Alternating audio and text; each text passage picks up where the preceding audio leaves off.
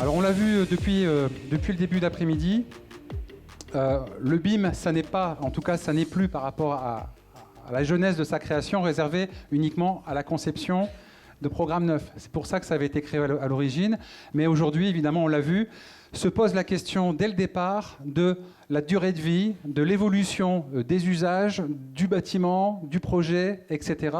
Donc, d'où ce choix aujourd'hui de vous proposer une table ronde sur ce sujet. Le processus BIM de la conception à la déconstruction, donc le cycle de vie jusqu'à la fin de vie d'un programme. Et avec cette question sous-jacente, Julien, qui alimente les échanges depuis tout à l'heure, comment garantir l'interopérabilité des données tout au long du cycle de vie ? Pour répondre à ces questions, je vous remercie d'accueillir Véronique Havé, qui est avec nous. Véronique Havé, merci de l'accueillir. Bonjour. Vous êtes à la direction du patrimoine bâti et des constructions à la métropole Toulon-Provence-Méditerranée. Benjamin Lépineux, chef de projet chez Engie. Bienvenue.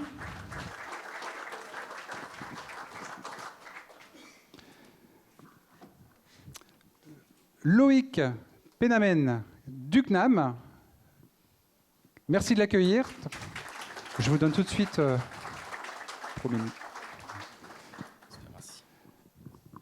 En l'occurrence, enseignant en maquette numérique, si je ne m'abuse, c'est ça. Et j'appelle à nouveau à nous rejoindre pour compléter ce plateau Julien Mercier, en tant que patron d'une boîte qui quand même fait du BIM management. Donc on aura besoin de votre regard expert, Julien, sur la table ronde qui nous réunit. Et Jean-Luc Rénéro, merci de l'accueillir à nouveau, parce que c'est quand même lui qui nous accueille aujourd'hui. Donc Jean-Luc Rénéro, président de PACA Corse, mais aussi expert ingénieur en ergonomie, parce qu'on verra que les questions managériales de collaboration soulèvent aussi des questions propres à cette expertise de l'ergonomie, du management, des conditions et des nouveaux modes de travail, Jean-Luc. Alors, pour commencer, Julien,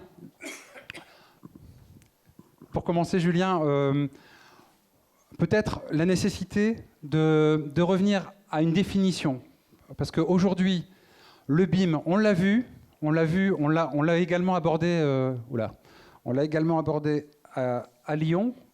Ça va venir, logiquement. Non. Hop. Excusez-moi. C'est bon. Julien, on l'a vu à Lyon également, ça a été évoqué, je pense aussi à Nancy.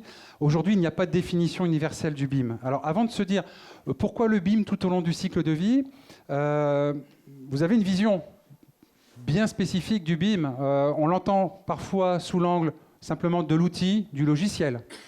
On l'entend parfois sous l'angle de la méthode qui permet d'échanger des données entre différents opérateurs d'un même programme.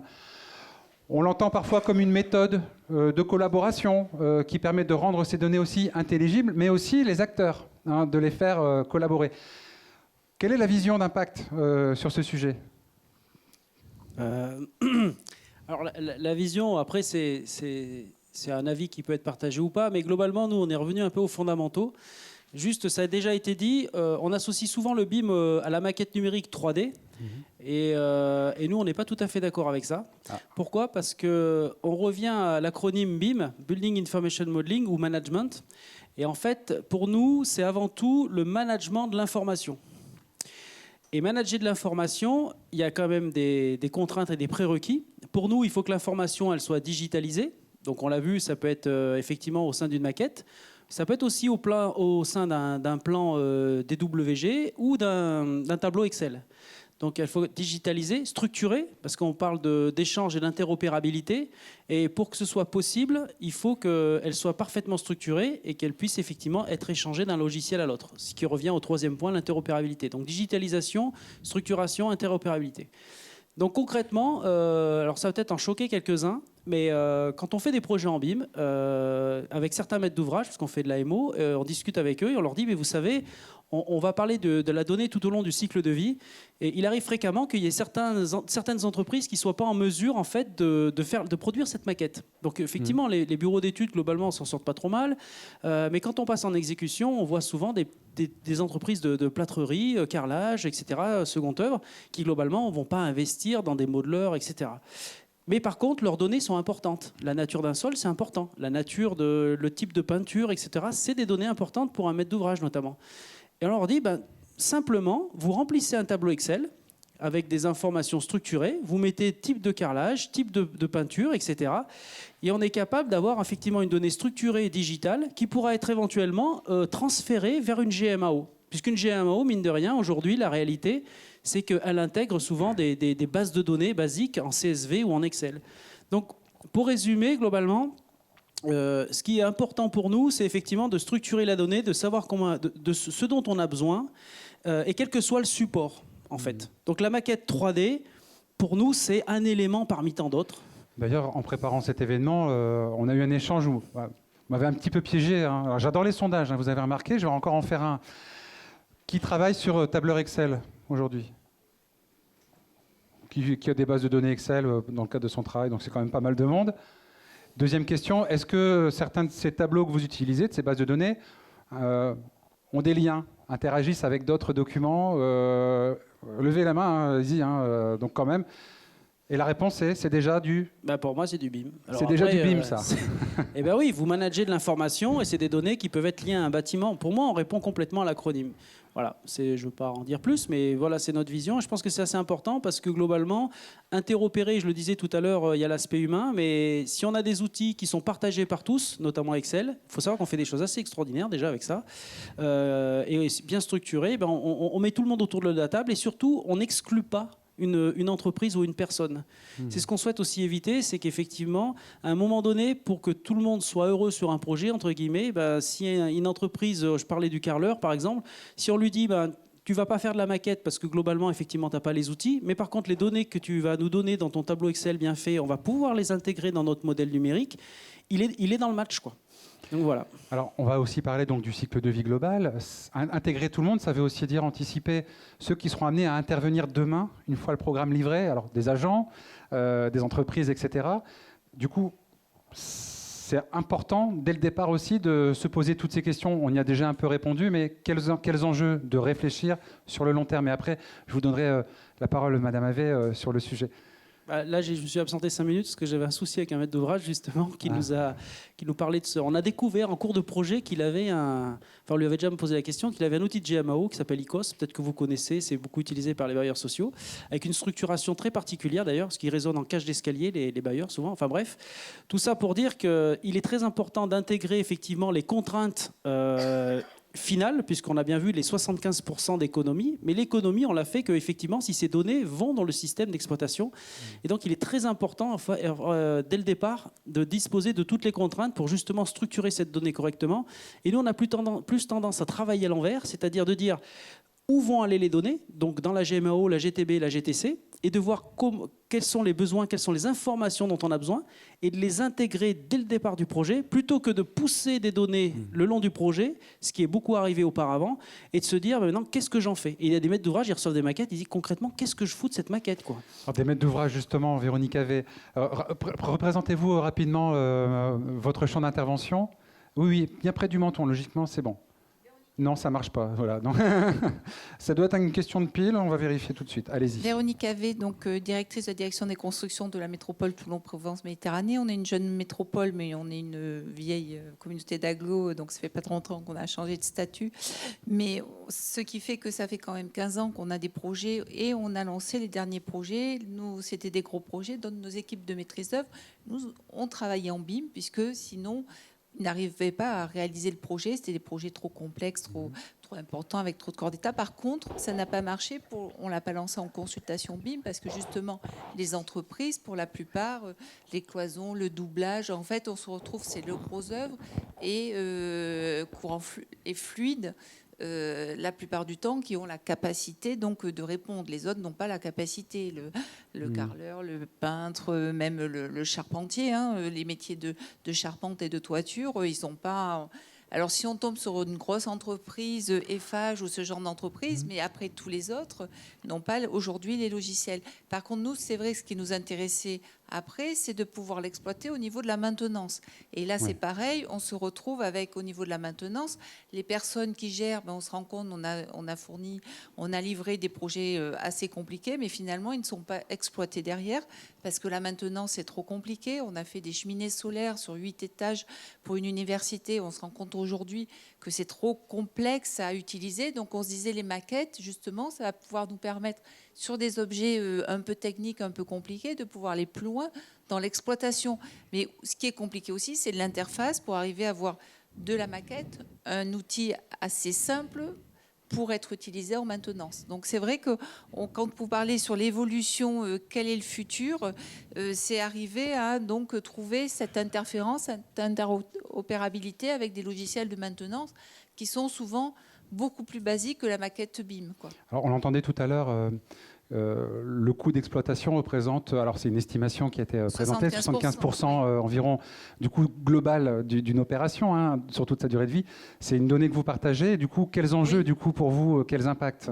Mais si on va sur si on utilise de plus en plus la maquette BIM, il faut vraiment pouvoir gérer l'évolution, parce qu'on se rend compte que les logiciels, tout évolue, et en fait, à un moment, nous-mêmes, on a des permis de construire qu'on demandait dans certains formats ou certains dossiers. Aujourd'hui, ils ne sont plus lisibles. On a des très beaux logiciels de projets d'il y a 20 ans ou 15 ans, mais ils ne sont plus exploitables, puisqu'en fait, il n'y a pas eu l'évolution, on n'a pas acheté ce qu'il fallait derrière certainement au niveau, donc on ne peut plus les ouvrir. Donc on a des CD magnifiques qui ne s'ouvrent plus.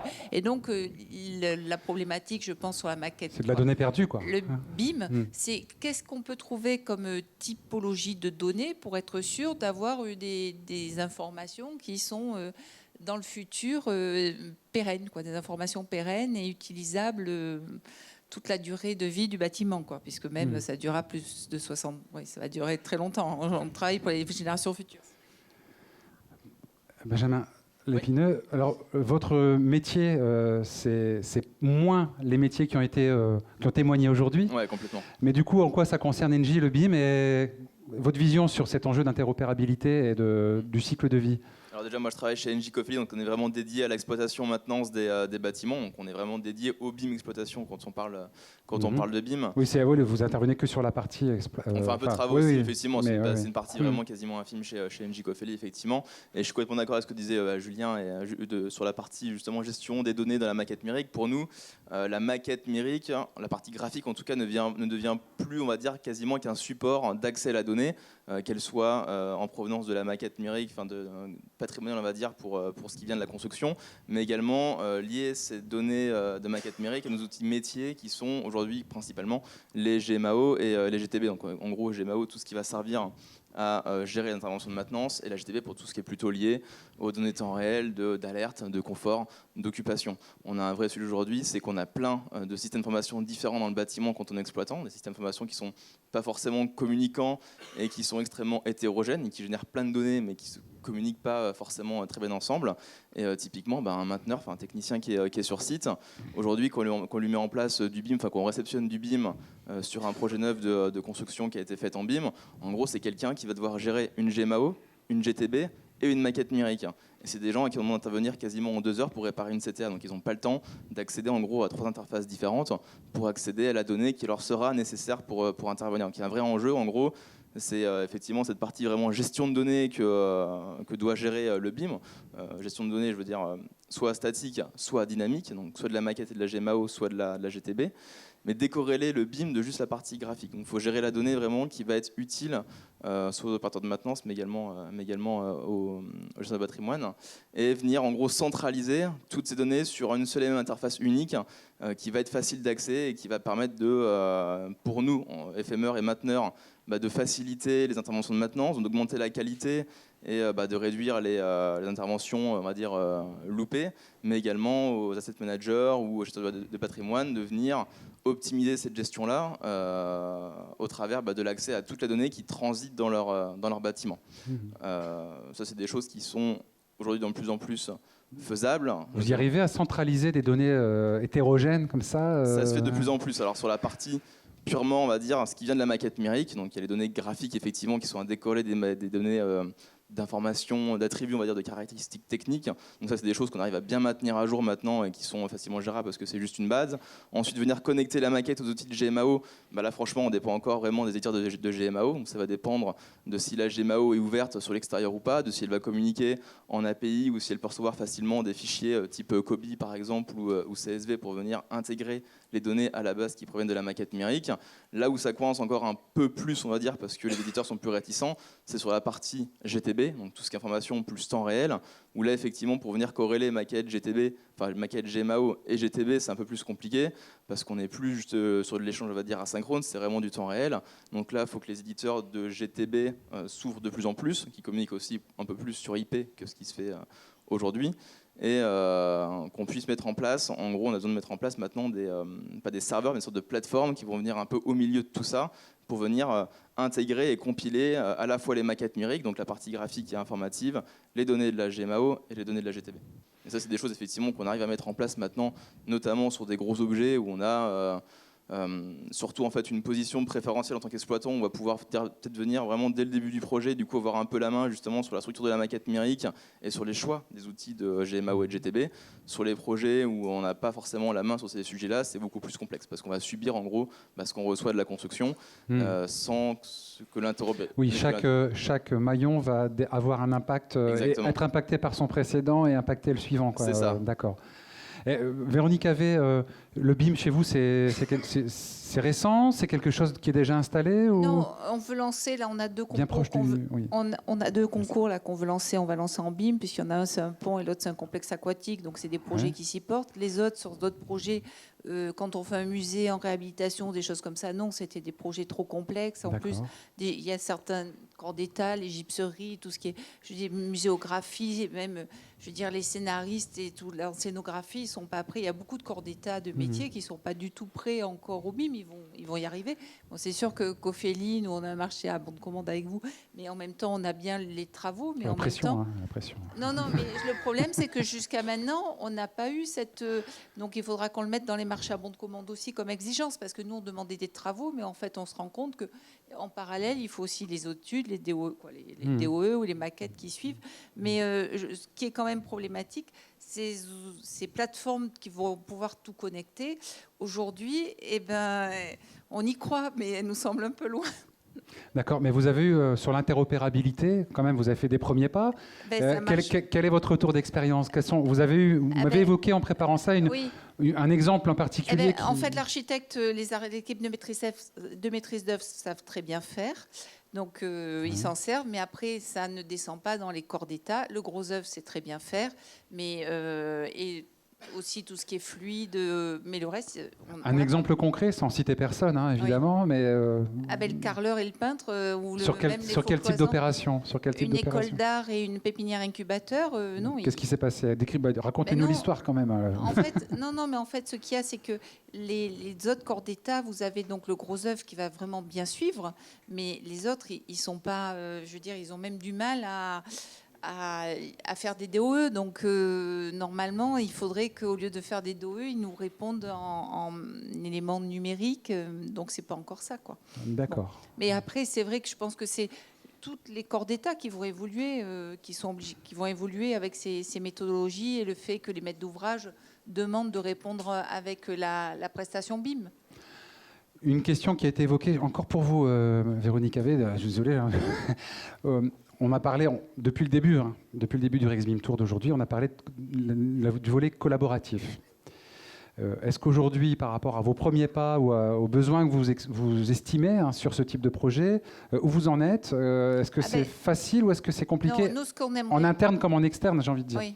Donc c'est vrai que ce qu'on aimerait bien, c'est en interne, déjà, quand on a livré des projets compliqués avec des GTB, des GTC, on aimerait que ça soit exploité et qu'on puisse savoir rapidement quel volet il faut changer, quel filtre il faut modifier, quel filtre il faut changer. Il y a des éléments simples Parce que même en maintenance, aujourd'hui, souvent, la personne, le technicien qui va suivre la maintenance, alors quand c'est une entreprise externe, mais il y a beaucoup de choses qui se font en régie, et est-ce que ça, par rapport, ça peut être aussi un facteur d'évolution ou avec un facteur de progrès, de se dire que la maquette va permettre aussi une utilisation plus facile pour un technicien qui, lui, est en régie dessus, quoi. Sans qu'on soit dans des corps d'état plus compliqués. Loïc Pénamène, oui. Donc, pour présenter le CNAM, vous enseignez la maquette numérique. Vous êtes d'ailleurs venu avec des étudiants aujourd'hui du CNAM. Merci d'être là, super, on est ravis. Ces questions aujourd'hui, alors le BIM, dans l'offre de formation et d'accompagnement du CNAM, quelle place ça prend et comment c'est abordé aujourd'hui? Quelle approche pédagogique, parce qu'on voit a priori, on entend dire depuis ce matin, il y a des entreprises qui ne sont pas au niveau, c'est difficile de trouver des compétences sur le marché, etc. Vous avez un rôle à jouer, donc aujourd'hui ça se passe comment? Quelle est l'offre du CNAM en la matière? Alors le CNAM, ça s'est passé en, on va dire qu'on voit 2 phases arriver. La première phase, ça a été à partir de 2013. Bien proche, s'il vous plaît. Oui, pardon. En 2013, de commencer à intégrer de la maquette numérique au niveau des formations. Donc le CNAM, ça fonctionne avec un découpage d'unités de valeur et un certain nombre d'unités de valeur fait avec de l'expérience, un diplôme. Donc on a rentré la maquette numérique en 2013. Il y avait une première certification qui s'appelait, c'était un certificat de compétences CAO et BIM, en fait. CAO avec une vision un peu orientée logiciel, non pas BIM dans sa globalité.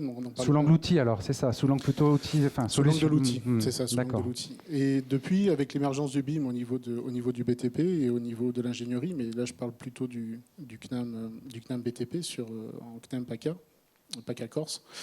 Aujourd'hui, on commence à avoir donc des formations qui s'orientent plus vers du BIM management, donc de l'outil toujours qui est développé, du BIM management, mais surtout ce que je pense qui est la partie la plus importante, c'est la culture BIM en fait, parce que on a trop tendance à rentrer dans le BIM par l'outil et en fait derrière à délester les processus, alors que les processus sont véritablement, enfin les processus, pour reprendre la terminologie, les cas d'usage, les objectifs, tout ce qu'on retrouve aujourd'hui dans des conventions ou des documents, on se rend compte qu'aujourd'hui, les personnes n'ont pas une vision véritablement managériale en fait.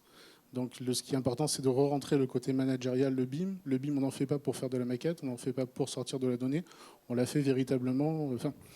on dirait qu'on a une vision du BIM des fois un peu trop à la loupe. C'est-à-dire que la loupe, quand on parle du cycle de vie complet, et quand on parle de PLM, il y a des choses qui devraient faire tilter un peu. Parce que quand on parle de PLM, on parle de produits. Donc on parle véritablement d'unité. C'est-à-dire que si moi je suis maître d'ouvrage et que je construis un bâtiment, en fait je construis un bâtiment, je construis un actif. Et aujourd'hui dans les normes, je pense à la 19650 qui est sortie il n'y a pas si longtemps, qui normalise un peu certaines choses dans le BIM. Et au niveau de l'Angleterre, au niveau des BSI, on retrouve en fait vraiment cette notion d'assets et cette notion d'actif. Donc en fait, si je fais du BIM, c'est au service d'un actif. Et si je fais un BIM au service d'un actif, c'est parce que j'essaye de rationaliser quelque chose par rapport à ça. Alors, oui, allez-y, continue. Oui, donc voilà, il y a une vision globale. Le BIM, c'est pas juste de la conception, c'est pas de la réalisation, c'est pas de l'exploitation. C'est véritablement de reprendre un patrimoine financier, indirectement, un actif, et de pouvoir en fait le rationaliser. Alors, ces enjeux de compétences qui dépassent l'outil, aujourd'hui, vous vous sentez à niveau, entre guillemets, pour répondre à ces besoins sans faire une autocritique, sans se flageller, hein, on est bien d'accord. Mais... Ça serait prétentieux, s'il n'y a pas toute prétention mise à part. Aujourd'hui, on a un BIM qui n'est pas naissant, parce qu'il commence à avoir quelques années, enfin je parle de France, hein, pas d'international. Ouais. Et aujourd'hui, déjà, la partie logicielle plus la partie management, c'est déjà, je pense, des points d'entrée importants au niveau de la montée en compétence des acteurs. Après, si on parle au niveau de la compétence des acteurs, aussi, on a un problème de pénurie d'acteurs aussi à certains endroits. C'est-à-dire que, par exemple, des postes de projeteurs, ce sont des postes aujourd'hui qui sont sur des projets BIM qui sont demandés. Et on demande sur des postes de projeteurs à monter en compétences. Projeteur BIM, c'est ça. Ouais. Oui, alors BIM modeler, projeteur BIM, aujourd'hui les termes changent. Mais... Et disons que quand j'entends parler des bureaux d'ingénierie, par exemple, on se rend compte que beaucoup de bureaux d'ingénierie manquent de projeteurs directement. Et quand sur un marché, on remet la couche BIM, qu'on demande donc soit des logiciels sous Allplan ou sous Revit ou d'autres types de logiciels, aujourd'hui, il y a un manque de compétences. Et effectivement, pour pouvoir faire des projets en BIM, il faut modéliser en BIM, il faut produire en BIM aussi. Et aujourd'hui, le projeteur manque aussi dans certains BET et la compétence manque. Benjamin Lépineux, cette culture BIM qu'évoquait Loïc Penamène, est-ce que vous la ressentez à quel niveau quand vous interagissez avec des acteurs en amont, en aval d'un projet? Vous constatez, vous vous dites quoi Il y a des disparités entre les acteurs, forcément, mais c'est comme chez les mainteneurs également. Il y en a qui sont plus ou moins au fait sur le BIM. Après, qu'ils soient bons en modélisation ou comme ça, nous, ça ne va pas forcément trop nous impacter, on va dire. Du moment qu'ils arrivent à prendre en compte nos prérequis et nos considérations sur qu'est-ce qu'on veut dans la maquette numérique en fait, pour la partie exploitation, ça nous ira bien. C'est ce que disait tout à l'heure Julien, c'est que la partie modélisation, je comprends qu'elle soit hyper importante pour les travaux, on va dire, pour l'aspect justement coordination, clash, etc.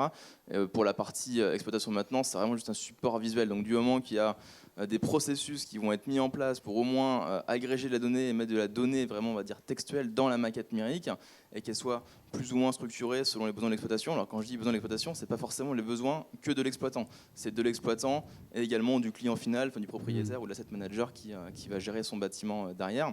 Et du moment que la donnée va être présente dans la maquette, c'est le plus important pour nous en fait. Alors, oui. Ça c'est vrai, je suis d'accord. Le seul point qui est là on va taper dans le pécunier, ce qui est important, c'est que quand on est sur projet, effectivement, on peut dire on récupère la donnée extérieure et on la monte dans la maquette. Dans un projet aujourd'hui, ce qui va être important au niveau du MOE, parce que j'interviens au niveau du CNAM, mais je suis aussi BIM manager chez Naval Group sur l'infrastructure. Vous connaissez bien le sujet sur le terrain également. On voit ça un peu en fait sur le réel. Ce qui se passe, le problème qu'on a, c'est que bien souvent, il y a ce temps de modélisation qui, sur projet en conception, est très important. Et en fait, il faut bien savoir que quand nous, on intervient en tant que maîtrise d'œuvre et qu'on va passer des marchés derrière au niveau des modèles et des maquettes, tout ce que les entreprises qu'on aura choisies, si elles ne sont pas au niveau modélisation et au niveau conception de maquette, donc pour pusher de la donnée, il faut quand même avoir une base pour pouvoir la mettre dedans. Ou alors c'est à nous de le faire. C'est ça le problème. C'est que tout ce qui n'est pas modélisé par les entreprises sera modélisé par les BIM managers. Et là, on a un package de temps monstrueux qui monte en puissance. Et plus le projet avance, plus ça pose problème. Et effectivement, pour pouvoir pusher dans un DOE, il faut quand même pouvoir avoir un support pour le faire.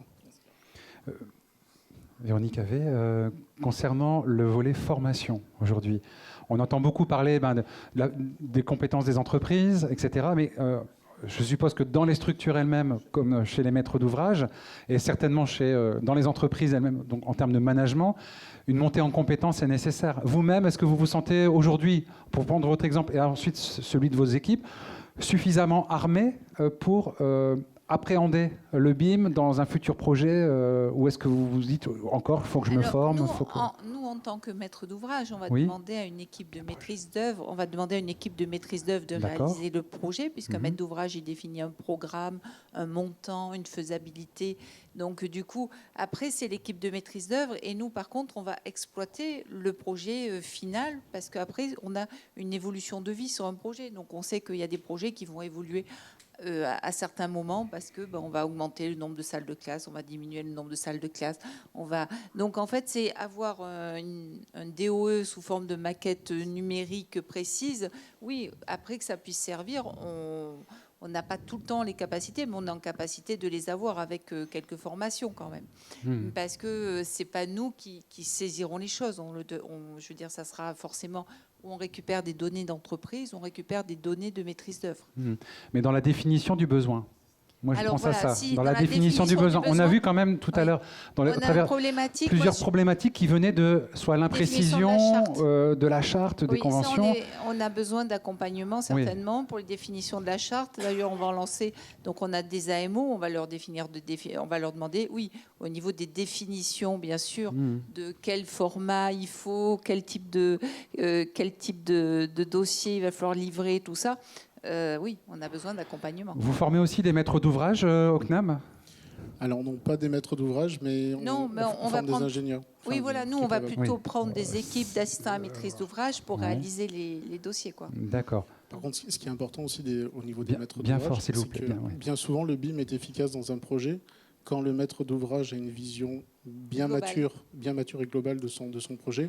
Et là, dans ces cas-là, on a bien une descente des exigences qui est émise par la MOA et qui remonte après par les entreprises vers les MOA. Alors nous, actuellement, c'est vrai que sur tous les dossiers, on fait des études de programmation qui durent quasiment, souvent c'est une année et demie avant d'avoir la maturation du projet.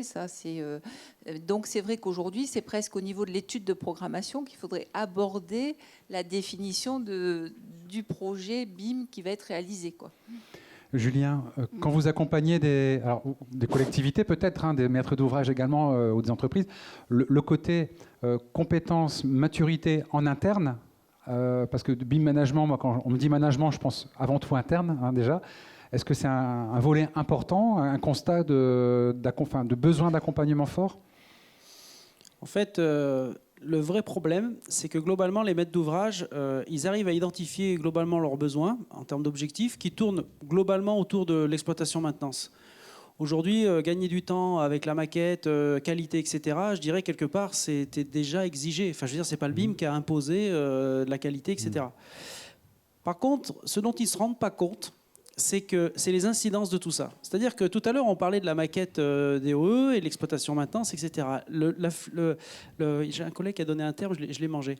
Mais ce que je veux dire, c'est qu'on a énormément plus de données qui ne sont souvent pas maîtrisées. C'est-à-dire qu'en gros, ils n'ont pas forcément la notion du nombre d'informations précises dont ils ont besoin et celles qu'ils sont capables de traiter. Et de ce fait-là, il y a des choses basiques qui arrivent. Concrètement, je reçois une maquette numérique. Donc tout à l'heure, je disais, qu'est-ce que j'en fais ? Bon, ça, c'est le premier problème. Mais une fois que je l'ai, où c'est que je la stocke ? Concrètement, où je la stocke ? Moi, j'ai eu le cas, le maître d'ouvrage, il m'a dit, je ne sais pas quoi en faire, je ne sais pas où la mettre. Sur une clé USB. Mais oui, on disait qu'aujourd'hui, des supports obsolètes provoquaient de la perte de données. Où je la stocke ? Qui c'est qui a accès à cette maquette ? Comment je la visualise ? Comment je la mets à jour ? Le gros problème, c'est comment je mets à jour la maquette. Parce qu'effectivement, les maîtres d'ouvrage, on travaille avec la région Auvergne-Rhône-Alpes, par exemple, ils ont une multitude d'acteurs qui interviennent sur la donnée du patrimoine. Concrètement, comment je m'organise ? Et là où je vous rejoins, c'est la partie processus. Ensuite, la formation des acteurs, etc. Enfin, il y a énormément de choses, ça a énormément d'incidence en fait le BIM au niveau d'un maître d'ouvrage et souvent ils ne le mesurent pas. Et du coup, l'échec qu'on peut rencontrer, c'est qu'ils n'ont pas la capacité de se remettre en question en termes d'organisation. Et c'est là où tu pourras dire des choses, c'est ton métier. Justement. Mais l'organisation, en fait, c'est quand même pas rien, parce que passer d'une clé USB sur laquelle on a des PDF et des DWG comme on avait avant, ou avoir une palette de classeurs à la fin du projet, parce que je connais l'histoire, voilà, les cartons, et passer en fait à un modèle numérique plein de promesses, etc., il y a une galaxie d'écart. Et donc en fait, en tant qu'AMO, je pense que c'est assez simple d'identifier les objectifs, mais c'est beaucoup plus compliqué de rentrer en fait dans l'organisation interne, les incidences sur la partie DSI, sur la programmation et tous ces sujets-là. Et là, il y a une remise en question en interne, et c'est là où parfois on peut avoir de la résistance du changement. Et je te laisse la parole. Une réaction juste dans la salle de Gilles Charbonnel. Il y aura une partie question-réponse à la fin. Oui, je me permets juste de réagir parce que je crois qu'il faut bien tenir compte du fait qu'on est dans une mutation. Et cette mutation, elle implique certains changements. Alors on parle de DOE. Aujourd'hui, le DOE, comme on l'entend depuis une trentaine d'années, c'est des documents qu'on stocke, comme je dis au bureau, on les utilise pour recycler les cartons de ramettes papier. Vous savez, parce qu'on les met là-dedans et on les livre au maître d'ouvrage. On préparait l'événement avec Madame Havet. Elle m'a dit, des premières choses qu'elle m'a dit, les DOE, c'est un truc impossible à lire. Et donc ce qu'il faut intégrer, c'est que dans cette mutation, pardon, je vais peut-être me lever, que dans cette mutation, effectivement, on se retrouve avec un patrimoine numérique du bâtiment. Et ce patrimoine numérique du bâtiment, aujourd'hui, il n'existe pas, donc il n'est pas valorisé. Donc demain, il va peut-être falloir valoriser et il va falloir que les maîtres d'ouvrage prennent en compte la valorisation de ce document, de ce patrimoine numérique. Donc, à partir de cette chaîne-là, il faut bien comprendre que effectivement, il y a de la MO, il y a des nouvelles missions, il y a des nouveaux traitements. Et j'entendais tout à l'heure les entreprises, il faut qu'elles maîtrisent vite. Non, moi personnellement, je joue pas, mais le joueur de console numérique, il n'a pas participé à la programmation du jeu et il sait pas comment l'intérieur, il ne sait pas comment ça fonctionne. Il connaît les 2 boutons, point. Donc je crois qu'il y a tout un tas de mutations métiers. Je crois que le rôle de l'ingénierie, puisqu'on est avec Sinov, le rôle de l'ingénierie, c'est aussi d'accompagner les entreprises. Ça fait 20 ans qu'on les accompagne peut-être différemment. Il faut qu'on les réaccompagne comme on les accompagnait avant. C'est-à-dire, on a eu des témoignages de grosses structures qui ont des BIM managers, qui ont une décomposition méthodologique du BIM à l'intérieur de l'entreprise. Certaines TPE-PME ne sont pas organisées comme ça, mais il y a l'ingénierie qui est là pour les accompagner. Aujourd'hui, c'est ce que je disais à une journaliste tout à l'heure, la maîtrise d'œuvre livre travaille sur de la maquette Revit, et hop, on livre à l'entreprise du plan 2D comme il y a 10 ans. Donc là, il y a un vrai problème d'accompagnement et de suivi. Donc je crois qu'il faut tenir compte de ces... Vraiment, et je lâche le micro, mais je crois qu'il faut tenir compte de cette mutation et le fait que cette mutation va nous entraîner vers de nouveaux métiers. On parlait du projeteur tout à l'heure qui évolue. Mais par contre, l'entreprise, je crois qu'il faut qu'on l'accompagne parce qu'aujourd'hui... je crois qu'il ne faut pas qu'on fasse peur aux carreleurs ou aux charpentiers en lui disant... On a aussi entendu tout à l'heure, on est tombé sur un plâtrier qui savait faire du BIM. Voilà. Il y a pas de en lui disant, si tu sais pas travailler sur Revit, dans 2 ans, tu n'existes plus. Non, mais par contre, les plans qu'on va lui fournir, au lieu de lui fournir des plans papier, il va pouvoir les lire sur une maquette et il aura de l'information data et de l'information graphique. Voilà. Excusez-moi. Non, mais c'est bien parce qu'en termes de transition, c'est parfait. Jean-Luc Rénéraud, on parle de mutation, d'accompagnement du changement, de nouveaux modes de travail.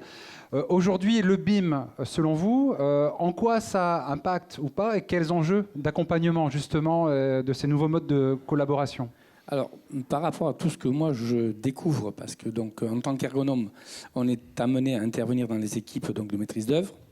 Alors, on souhaite plutôt intervenir en programmation parce que c'est là, effectivement, où on illustre le mieux la future activité de l'objet que l'on va construire. Mais quand on est en maîtrise d'œuvre, effectivement, on s'aperçoit de la différence culturelle qu'il peut y avoir, y compris dans les équipes. Donc ça pose déjà une première question. Là, je prends un peu ma casquette, je dirais, d'acteur de cette fédération, de défendeur de l'ingénierie, où effectivement, cette difficulté culturelle de co-construction, elle s'appuie sur des logiques, pour moi, on va dire économiques, qui font qu'on a aujourd'hui des corps d'État, donc dans la maîtrise d'œuvre, qui veulent quand même un peu garder le pouvoir parce qu'il y a un savoir-faire graphique qui justifie le fait de maîtriser cette maquette numérique.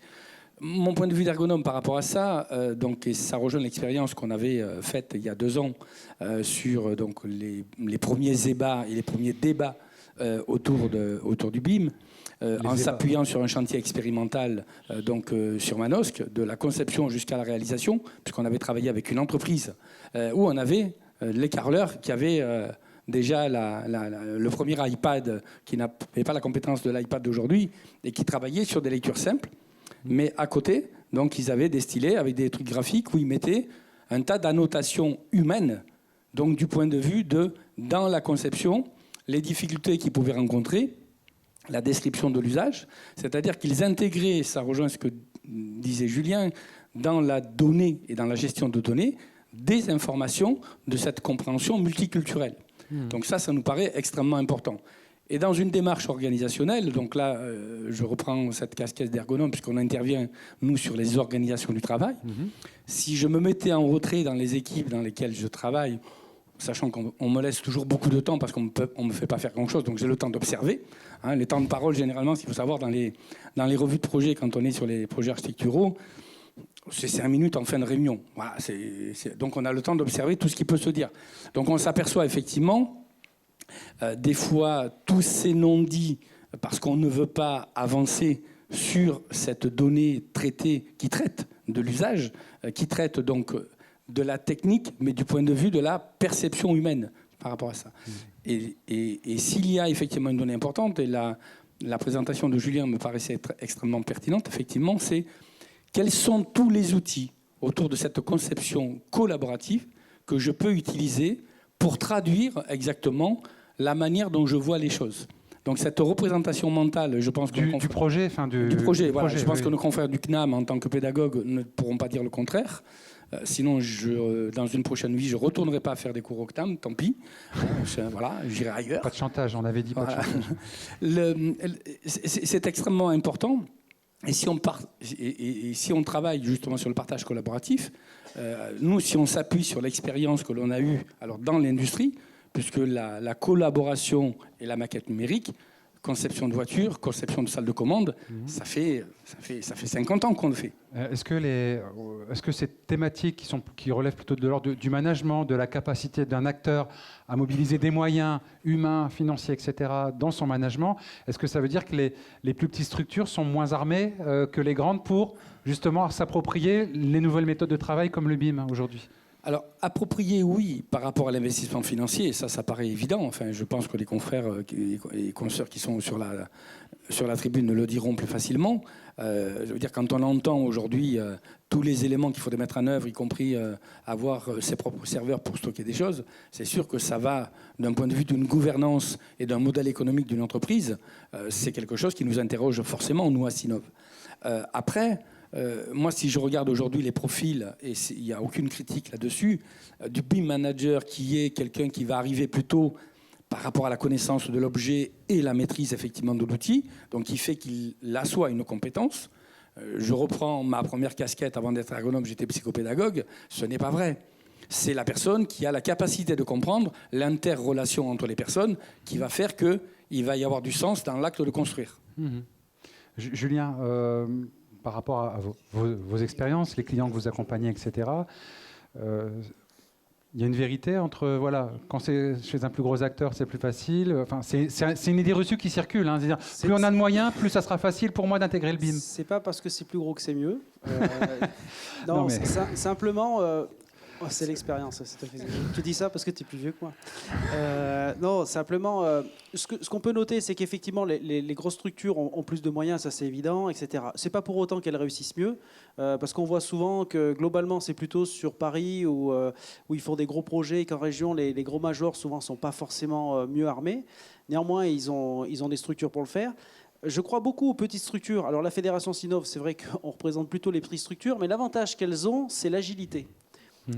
Et ça, c'est très important parce qu'on parlait tout à l'heure des organisations au niveau des maîtres d'ouvrage, mais les grosses structures, parce qu'on travaille avec certaines aussi, effectivement, ils ont les idées, ils ont potentiellement les moyens de former, etc. Mais ils ont une inertie qui peut être assez énorme. Une structure de 2, 3, 4, 5 000 personnes, vous ne pouvez pas les faire muter, etc. Alors qu'une petite structure, on parlait même du Carreleur, etc., ils ont cette facilité, cette agilité d'évoluer beaucoup plus vite et ils sont beaucoup plus pragmatiques. Parce qu'eux, ils sont près de leurs sous et les patrons de petites boîtes, ils comptent leur argent. Donc ce que je veux dire, c'est qu'à partir du moment où ils y voient vraiment un intérêt, et ben ils le font, ils se forment et ils avancent. C'est valable pour les bureaux d'études et je pense aussi, on travaille avec des architectes aussi. Les architectes, ça fait des années qu'ils travaillent avec des outils 3D, Archicad, etc. etc. Les bureaux d'études aussi utilisent d'autres logiciels. Donc aujourd'hui, pour moi, c'est pas du tout une contrainte d'être petit ou moyen. C'est plutôt presque quelque part une chance par rapport à cette capacité d'agilité. Et je pense que les deux sont complémentaires parce que les grosses structures, au travers d'entreprises générales, par exemple, peuvent faire sous-traiter à des plus petites, leur apporter de la méthode et du processus. Et les petites aussi peuvent leur apporter une expertise que... Je vois, nous, on est une petite boîte, et ben on peut tester des logiciels, on n'est pas emmerdé par un DSI qui nous dit tu vas pas télécharger ça parce qu'il y a des virus, on fait ce qu'on veut. Dans un groupe, c'est plus compliqué. Donc il y a une vraie complémentarité et je pense pas que l'un soit mieux que l'autre ou moins bien.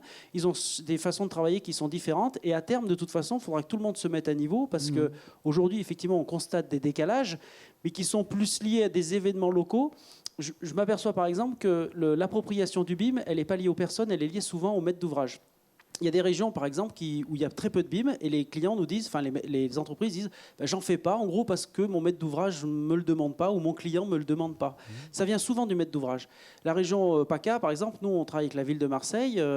Vu qu'ils se lancent dans le BIM, j'imagine que les entreprises vont y aller, comme d'autres régions. C'est le besoin qui crée... Voilà, exactement. Mais en fait, tout le monde a intérêt à travailler ensemble, parce que si un maître d'ouvrage dit, moi, ça m'intéresse, je veux y aller, et ben les entreprises vont y aller.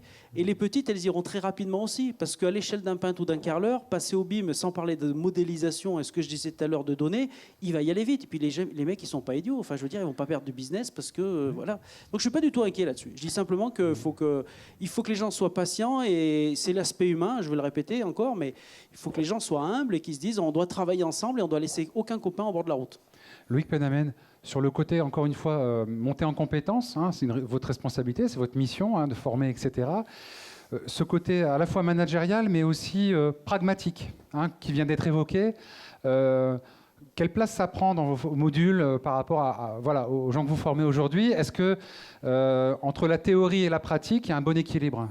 Alors aujourd'hui, ce qu'on essaye de faire, c'est de redescendre un maximum d'informations et de méthodologie par rapport à ce qui peut exister dans des groupes de travail ou aujourd'hui dans le BIM tel qu'il est fait par des associations telles que comment ça s'appelle Enfin, quand il y a des groupes de travail qui vont émettre des conventions, qui vont émettre des méthodologies, qui vont émettre de nouvelles choses, on essaye de les rentrer, nous, dans les formations, pour que les personnes qui vont sortir de ces formations n'aient pas un décalage avec ce qui se passe aujourd'hui sur le terrain.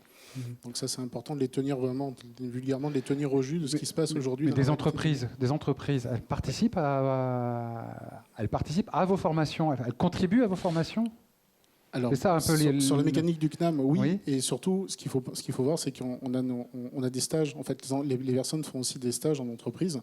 Donc, quand ils viennent avec des fonctions BIM ou avec des outils BIM, ils repassent par les entreprises pour pouvoir les appliquer. Donc, indirectement, ils prennent aussi la température avec les entreprises sur le BIM qui se fait dans ces entreprises-là à l'instant T.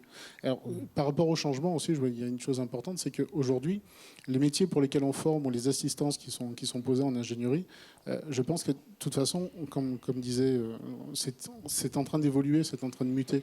Donc demain, on n'est pas à l'abri pas à l'abri, non, il faudrait voir apparaître des BIM as service, comme par exemple les DOE qui prennent la poussière dans des caves, que ce soit des entreprises qui fassent du parquage de modèles, qui fassent du parquage de DOE. D'accord, des data centers du BIM, c'est ça?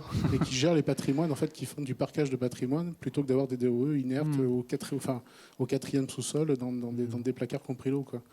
Je pense que ça risque, ça va arriver. Quoi.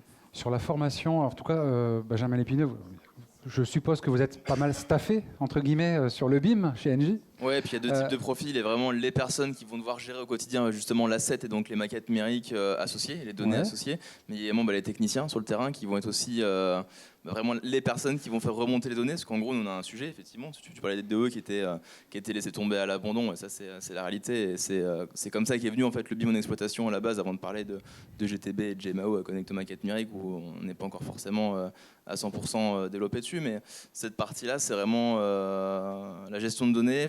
Si le bâtiment évolue dans la réalité, il faut que la maquette numérique qui a été associée au bâtiment à la base évolue également.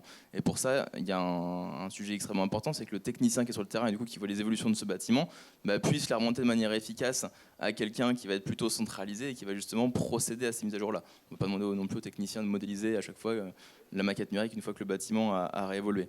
Donc c'est une notion de formation à la fois plutôt d'évangélisation au niveau des techniciens, de bien faire ce travail justement de remontée d'informations du terrain, un travail que normalement on doit déjà faire avec des GMAO, et au final on sait très bien tous que les GMAO elles sont plus ou moins bien renseignées aujourd'hui sur les bâtiments qu'on a quand on ne met pas en place du BIM exploitation. Donc pour nous le BIM exploitation c'est on va dire un moyen déjà d'améliorer le fonctionnement sur la partie GMAO et donc suivi des interventions et suivi des évolutions du bâtiment. Et une fois que ces données sont bien remontées du terrain, évidemment, il y a des BIM Data Managers chez Engie Cofeli qui sont là pour retranscrire justement ces évolutions du terrain dans les maquettes numériques et du coup ensuite les renvoyer aux techniciens et aux clients une fois que la mise à jour a été faite.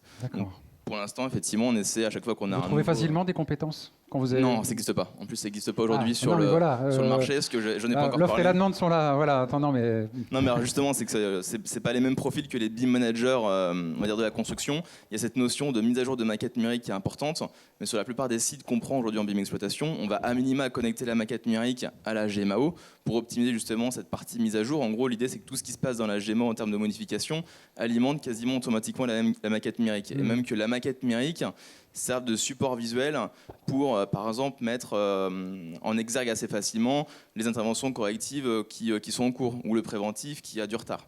Moi, je vois un appel du pied quand même là au CNAM, en tout cas aux acteurs de la formation, en disant développer aussi la formation sur la partie exploitation. Quoi, le CNAM ne forme pas que des projeteurs, il forme aussi des ingénieurs, il forme aussi du data scientist. Enfin, il n'y a pas que ces multimétiers.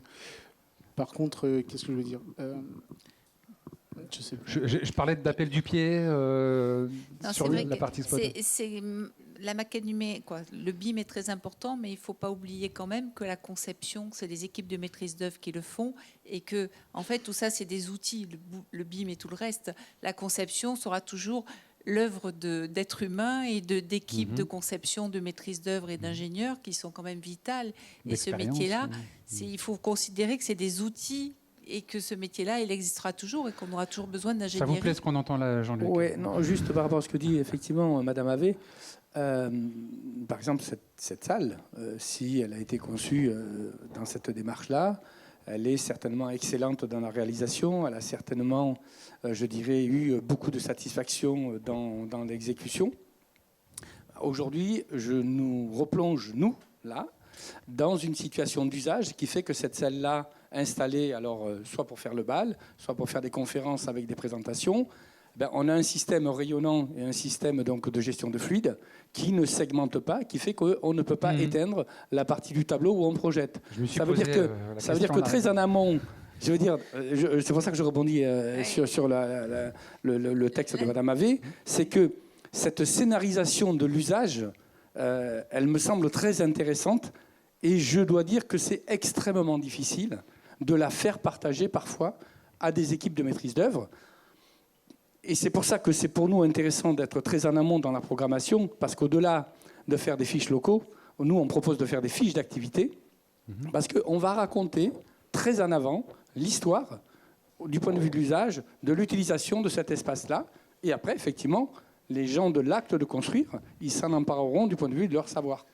Vous attendez quoi, Loïc Menamen, de la profession, des maîtres d'ouvrage demain pour faire progresser, adapter votre offre de formation au plus près du besoin Alors, nous, on va donc se lancer pour Toulon-Provence-Méditerranée. Donc, on est en train de mettre en place avec le CNAM pour justement que vous puissiez, vous, développer des formations accès numérique sur notre territoire. Donc, il y a justement, on va faire centre-ville de Toulon, un quartier de la créativité, de la connaissance, et on va justement installer des bureaux pour le CNAM, pour que justement, il y ait ces métiers qui puissent se développer sur notre territoire. Hein. Donc, bon, c'est vrai que là, c'est des actions communes. Ça, c'est bien, j'habite à Toulon, je suis content. Ça sera plus proche de venir. Vous avez bien fait de venir. Hein. J'apprends. Alors, vous attendez quoi quels sont vos... Parce que on vous dit souvent, c'est la formation il manque de formation, de manque de compétences. Vous êtes demandeur aussi, je suppose, pour faire évoluer cette formation, l'adapter. Mais ça serait vraiment d'être au plus près du besoin du maître d'ouvrage, mais surtout que le maître d'ouvrage ait vraiment une vision globale et beaucoup plus mature de son besoin, en fait. Est-ce qu'on peut former des gens pour faire des fonctions, pour répondre à des fonctions qui répondent à un besoin véritablement. Vous n'êtes pas en train de dire à les maîtres d'ouvrage, venez plus vous former chez nous, si c'est ça aussi? Je ne dis pas plus nous former chez nous, mais déjà, si les maîtres d'ouvrage ont déjà une vision beaucoup plus claire de ce qu'ils veulent, ce sera plus facile de former des gens pour pouvoir répondre sur le terrain à ce besoin et aux besoins de leur projet et aux besoins de leur patrimoine. Et de la partie de l'autre côté, des entreprises, etc., des AMO, des maîtres d'ouvrage, vous avez des attentes, des besoins particuliers? Alors, je pense que c'est plus eux qui ont des attentes par rapport à nous, parce qu'aujourd'hui, ils ont besoin de monter en compétences, ils ont besoin de formation, mais pas que de la formation outils, de la formation aussi managériale, et ils ont besoin de culture aussi. Oui, sur la formation, Jean-Luc, vous êtes aussi trésorier. Alors je dis parce que c'est directement lié. Trésorier, il y a un OPCO à classe, donc faites de trésorier donc effectivement de l'OPCO de la branche. Donc on gère quand même 356 millions pour la formation, c'est pas une petite somme. Donc je suis un garçon intéressant pour ceux qui veulent m'acheter éventuellement. Non, blague à part, c'est aujourd'hui avec la réforme de la formation professionnelle, où on s'aperçoit qu'avec France Compétences au milieu, qui va réorganiser simplement déjà le circuit financier de l'argent qui est collecté auprès des entreprises, ça nous oblige, nous, à être extrêmement inventifs sur l'offre de services. Et effectivement, par rapport à ce que disait Gilles Charbonnel tout à l'heure, sur cette évolution et sur la mutation donc, des compétences, des organisations dans nos entreprises, on a fait avec le CNAM, puisqu'on a un partenariat nous aussi avec le CNAM au niveau national, sur l'ingénieur des transitions. Donc Madame Havet était venue aussi nous accompagner et témoigner donc, à Toulon sur cette thématique-là. C'est important, effectivement, de se projeter sur comment, en formation continue, donc tout au long de la vie, les organismes vont pouvoir nous aider à faire monter nos collaborateurs en compétences en s'appuyant effectivement sur l'expression des besoins par rapport à la demande du client et comment on peut être inventif demain sur des nouvelles formes, je dirais, d'apprentissage à l'intérieur des entreprises, parce que la grosse difficulté pour les entreprises qui sont au sein de Sinov, qui sont des TPE-PME, certaines ont 200, 300 personnes, mais on est plutôt des TPE-PME. Donc sachant que dans la branche, je ne trahirai rien en disant ça, la branche BETIC, donc la branche de l'ingénierie, c'est Sinov et c'est Syntec, d'accord, c'est deux grandes fédérations. On a besoin d'être inventif, et aujourd'hui, quand on sait que la nouvelle orientation va permettre de faire des formations d'apprentissage en situation de travail, donc les fameuses FAST, pour nous, petits BE, il va falloir qu'on réfléchisse avec les organismes de formation comment on va monter ces formations pour, parce qu'on n'a pas la disponibilité de laisser partir nos collaborateurs 3-4 jours, parce qu'on a toujours quelque chose sous le coude, comment on peut faire donc en situation et être totalement opérant. Et ça veut dire qu'il faut être extrêmement précis sur les objectifs, sur les contenus et sur les méthodes. On va arriver à la partie des questions-réponses. Vous souhaitiez je voulais juste finir sur la partie justement du BIM Data Manager et pourquoi je disais en gros que c'était un profil qui n'existait pas encore de manière standard sur le marché, qui n'était pas non plus présent dans les formations. En fait, il va combiner 3 compétences qu'on retrouve aujourd'hui dans des métiers un petit peu disparates. C'est une compétence d'abord de BIM Manager, on va dire classique de la construction, qui va être en gros le garant de si la maquette numérique correspond bien à la réalité du terrain tel qu'il a évolué. Également une capacité à être un peu un projeteur BIM également. On ne va pas modéliser en exploitation non plus 10 000 m² par jour. Donc c'est des gens, les BIM Data Managers, qui vont devoir à la fois être capables d'être un peu BIM Manager, donc garant des process, mais également directement eux-mêmes de modéliser. En gros, on va avoir tout casser, peut-être 500 ou 1000 m² tous les mois ou tous les 2 mois de modifications à avoir. Donc c'est des choses qu'on ne peut pas se payer 10 projeteurs ou 20 projeteurs pour gérer ces modifications-là. Donc c'est qu'il doit avoir au moins ces doubles compétences. Et sur la plupart des projets qu'on a emmenés, je disais tout à l'heure, on interface en gros la maquette numérique et nos outils de GTB et de GMAO. Donc c'est une dimension aussi de SI à avoir. Ce SI, il faut le tenir en conditions opérationnelles. Donc c'est aussi une personne qui va devoir gérer justement ce SI-là, notamment les connectiques entre la maquette et la GMAO, la maquette et la GTB. Donc en gros, il faut qu'il y ait 3 compétences: BIM Manager, projeteur BIM et garant du SI. Donc c'est pour ça que c'est un profil qui n'existe pas encore sur le marché aujourd'hui. Et on le forme nous-mêmes. Ça donne des idées. Et bien payé en plus. Non mais tant qu'à faire. Oui. Je me permets, Julien. On va passer maintenant aux questions-réponses. Réponses, on verra. En tout cas, les questions sont là. Allez-y. Présentez-vous, s'il vous plaît. Serge Olivieri, je suis de la communauté d'agglo du Ventoux. Je m'adresse à ce que vous avez dit tout à l'heure, monsieur Lucinov. Excusez-moi, j'ai pas retenu votre nom. J'ai pas retenu votre nom. À droite, vous parliez des entreprises qui voudraient faire du BIM et les maîtres d'ouvrage n'en proposent pas ou ne le demandent pas dans les projets. Mon interco, on est 26 communes. Sur les 26, il y en a 19 qui n'ont pas de technicien ou de DST, c'est que des secrétaires de mairie. Parfois, il y a un serveur. Donc, la gestion des bâtiments, c'est, comme vous disiez, des fichiers AutoCAD qui prennent la poussière sur format A0. Donc, à quoi ça sert? J'ai essayé de les convaincre pour aller dans le BIM, mais bon, eux, la gestion des fichiers, ils ne savent même pas quoi en faire après. Donc, quelle est la démarche que vous faites, vous, pour essayer de sensibiliser, si vous voulez, à cette fracture, quelque part, numérique que l'on retrouve aussi dans le BIM? Les invités aujourd'hui. Non, je rigole. La fracture, elle est chez vous en interne ou je ne comprends pas? De manière nationale, on doit avoir à peu près 25 000 communes, les 3 quarts des communes maîtres d'ouvrage, qui ne sont pas structurées avec le technicien qui passe de la suivi, la maintenance cohérente avec les maîtres d'œuvre. J'arrive. Ces 3 quarts des communes ne vont pas les lire. Alors, déjà, je ne suis pas magicien, mais déjà, si on revient au niveau des entreprises, ce qui est un petit peu dommage, effectivement, je disais tout à l'heure, c'est les maîtres d'ouvrage qui peuvent inciter les entreprises à faire du BIM, notamment les maîtrises d'œuvre. Je dis ça, mais en fait, à contre-cœur, parce que globalement, ça démontre qu'en fait, faire du BIM, ça répond à une exigence du client. Alors que dans la vraie vie, ça doit servir avant tout à l'entreprise. C'est-à-dire qu'une entreprise, un bureau d'études fluides, si on prend la partie Sinov ou structure ou un architecte, il devrait trouver du sens à faire du BIM et à travailler avec la maquette numérique. Même s'il le fait seul, on n'est plus dans la collaboration. Donc ça, c'est un premier point. C'est déjà arriver à inciter les acteurs de la construction à faire du BIM, même si on ne leur demande pas. Parce que malheureusement, ils nous disent souvent « j'en fais pas parce qu'on ne me le demande pas ». Parce que je n'y vois pas d'intérêt. Et la vraie difficulté, je n'y vois pas de valeur ajoutée. Quand je parlais des entreprises, de dire s'ils y voyaient de l'intérêt et qu'ils gagnent de l'argent, ils le feraient rapidement. C'est là où on a un peu de mal. C'est arriver à leur dire si tu utilises tel processus, tu vas gagner déployer tant de pourcents d'argent. Aux États-Unis, par exemple, ils sont très pragmatiques. Je parle souvent de pragmatisme.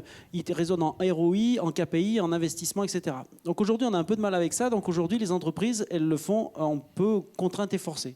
Si je prends le côté maîtrise d'ouvrage, effectivement, il y a beaucoup de maîtrises d'ouvrage qui n'ont pas la capacité, les intercos, comme vous le disiez, etc. On est un peu dans le même schéma et de ce que je disais tout à l'heure. Effectivement, faire du BIM, et on a eu pas mal de cas où des maîtrises d'ouvrage lançaient des projets en BIM en mettant une phrase laconique, ce projet se fera en BIM, en se disant c'est la mode, on verra ce que ça donne et tout. Et souvent ça a été des échecs parce que globalement il n'y avait pas d'objectif précis, personne ne savait trop pourquoi ils faisaient du BIM, et si le projet allait au bout, ce qui était rare parce que généralement ça s'arrêtait en phase conception parce que les entreprises disaient stop, tout tombait à l'eau, quoi. C'est plutôt effectivement de réfléchir à un consensus et d'avoir la notion de BIM plutôt comme celle que je décrivais, même si c'est mon avis, je ne dis pas que j'ai raison, c'est de raisonner plutôt en management de l'information, comme on le disait tout à l'heure. Et la base, c'est des fois simplement, je reviens toujours à mon fameux tableau Excel, mais on fait des choses formidables avec Excel. Mais déjà, j'ai rencontré un client, une fois, il n'avait pas de base de données. C'est un bailleur social, il gérait 10 000 logements quand même, hein. J'étais quand même surpris. Et il avait lancé un projet en BIM, exploitation-maintenance. Première réunion, il me dit, j'ai pas de base. Bref. Mais déjà, trouver des choses simples, des usages simples. Et c'est là où les gens commencent à s'approprier le sujet. C'est que si vous faites des choses simples et que les gens y voient du sens, ils passent étape par étape. Si je reviens dans votre cas, par exemple, c'est de dire on se fait une petite base de données sur tous nos collèges, sur tous nos équipements. On commence à identifier des équipements qui pourraient être intéressants. On commence à les échanger. Vous voyez ce que je veux dire? C'est y aller petit à petit. Dans votre cas, honnêtement, vous ne pouvez pas partir sur des maquettes pas possibles et tout parce que vous n'en ferez rien et vous n'aurez pas forcément les formations. Merci. Après, je ne sais pas si ça répond complètement à votre question, mais on en discutera tout à l'heure. Une autre question? Oui, Thierry Gouiran, je suis responsable des études et travaux dans une commune de 42 000 habitants, à Manosque. Donc nous réalisons des travaux en maîtrise d'œuvre interne et aussi par des maîtrises d'œuvre, excusez-moi, déléguées. Donc on a du mal à réaliser nos travaux dans l'année et la compréhension des élus est toujours difficile par rapport au process normal de réalisation des travaux. Alors ma question c'était de savoir quelle était la formation qui pourrait être donnée aux élus pour qu'il y ait une compréhension par rapport les élus, oui. Ah oui, tiens. Les élus, puisque les élus ont toujours du mal à comprendre la réalité d'un process de travaux normal, entre guillemets, sans forcément y intégrer un process BIM. Alors, j'imagine difficile de devoir leur expliquer la nécessité d'un BIM. Former les donneurs d'ordre des donneurs d'ordre. Hein, c'est un peu ça l'idée. Une réponse. Vous formez des élus? Non, mais... Mais là-dessus, je ne sais même pas si c'est une question de formation, c'est une question justement, comme disait Julien tout à l'heure, de leur montrer la valeur du BIM. Il y a des choses toutes bêtes. Ou alors de la pédagogie, en tout cas, pas forcément de la formation. Donner des cas concrets d'usage de ce qu'on va pouvoir faire du BIM. Si les invités ici, Véronique Havé, alors ça vous semble réaliste ou pas de former, en tout cas de sensibiliser vos élus? Je comprends tout à fait la problématique, c'est qu'en fait, pour réaliser une opération entre le concours de maîtrise d'œuvre, la réalisation d'un permis de construire, toute la réalisation d'études de maîtrise d'œuvre d'une équipe globale et ensuite la réalisation des travaux, c'est un certain nombre d'années qui sont souvent un peu plus importants qu'un mandat. Donc du coup, la problématique, c'est quand même qu'on a un planning quand même par rapport à des livraisons d'opérations. Et c'est vrai que si on veut faire des réalisations en BIM, il faut arriver à trouver des éléments qui vont les convaincre qu'on aille en BIM, puisqu'on sait que ça sera quand même plus cher, puisque au niveau de la maîtrise d'œuvre, la mission de maîtrise d'œuvre sera quand même plus importante, puisque nous, là, on est en train de voir pour les dossiers qu'on va lancer en BIM, on décrit les missions BIM en missions complémentaires avec les objectifs qu'on va mettre pour les équipes. Vous faites comment pour les convaincre? Eh bien, il y a des dossiers compliqués où là, on va les convaincre parce qu'une piscine, un pont... Non, mais certains éléments, c'est très compliqué. Donc, mais par contre, c'est vrai qu'arriver sur d'autres éléments à les convaincre d'aller en BIM, il faut peut-être qu'il y ait vraiment un avantage ensuite sur la continuité du projet. Donner de la visibilité sur les enjeux à long terme. L'exploitation, la maintenance à long terme d'un projet. Est-ce que peut-être que le maître d'ouvrage travaille en BIM aussi sur l'exploitation, la maintenance, en montrant que ça va faciliter l'équipe qui suivra, parce que sinon, pour les convaincre, ça risque d'être plus difficile. Est-ce qu'on peut s'engager sur le long terme, sur gain en termes de temps, oui, sur le long terme, ça va permettre etc. d'avoir un objet, normalement, où ça sera plus facile pour quelqu'un qui est extérieur de comprendre la globalité du projet. Et ensuite, s'il y a des modifications, il peut éventuellement, ça va lui permettre d'avoir des données peut-être plus faciles d'accès. Donc, ce que je comprends, c'est plutôt de la sensibilisation et donner à voir les gains sur le long terme, quoi. Il y a des gains qui sont vraiment très simples. J'ai une question ici. Oui. Ouais, pardon. Il y a juste des gains qui sont vraiment très simples à chiffrer. C'est ça qu'il faut donner généralement aux élus qui savent pas s'il faut aller dans le BIM ou pas. Tous les 10-15 ans, en gros, il y a des travaux, si je dis pas de bêtises, sur les bâtiments. À chaque travaux, on n'a pas les plans, donc faut retrouver, faut faire des missions d'écollement de plans. C'est quoi? C'est 100, 200, 300 000 euros. Ça dépend des projets. Avec le BIM, c'est déjà assez d'économiser. Vous allez également envoyer des personnes qui vont faire des relevés sur les moquettes, la couleur, le nombre de poignées de porte, le titre, trucs comme ça. La maquette, vous avez tout dedans. Vous économisez du temps et de l'argent. Donc il y a vraiment des trucs tout bêtes à trouver comme cas. Ce que je voulais juste faire une petite... Alors je vous dis, il vous reste 2 minutes. Et j'ai aussi une intervention de Gilles Charbonnel juste après. Mais voilà, je voulais juste faire une petite remarque, peut-être pour les collectivités de communes qui, entre guillemets, voudraient peut-être intégrer du BIM. Il y a un exemple qui est assez caractéristique, c'est le système d'information géographique. Ces systèmes, les SIG, donc les systèmes d'information géographique, je ne sais pas, même pour les petites communes, je pense qu'il y a un système d'information géographique chez vous qui intègre les cadastres, les réseaux, etc. Qu'est-ce que c'est d'autre qu'un système d'information géographique que du BIM, en fait? C'est de la donnée graphique et de la donnée alphanumérique, et dans laquelle on peut aller piocher quand on a besoin d'informations. Donc ça, déjà, ça veut dire que quelque part, tout le monde en fait, en fait. Voilà. Donc la difficulté qu'il y a aujourd'hui pour les maîtres d'ouvrage, c'est qu'il y a des outils, entre guillemets, pour faire du BIM de conception. Il y a des outils pour faire du BIM de travaux, etc. Mais par contre, dès qu'on parle sur la partie de gestion de bases de données, de toutes ces informations-là, pour les recentrer quelque part, là, il n'y a plus de grand-chose qui existe. Soit des outils propriétaires, qui, avec des sociétés, des fois, qui durent quelques années et qui ferment, et avec une perte de données qu'on a. Donc, il y a des notions d'avoir des fichiers ouverts qu'on puisse récupérer, qu'on puisse échanger.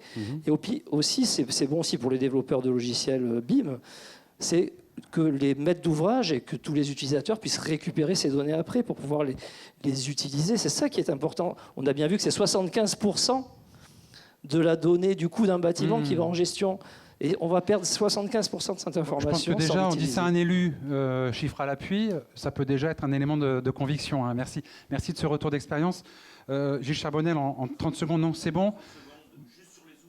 Alors 30 secondes, hein, top chrono. Vous êtes tous, regardez vos montres. Oui, juste pour rassurer peut-être certains maîtres d'ouvrage, effectivement, je crois qu'aujourd'hui, il manque des outils. La mutation est en cours. Il manque peut-être des outils plus simples.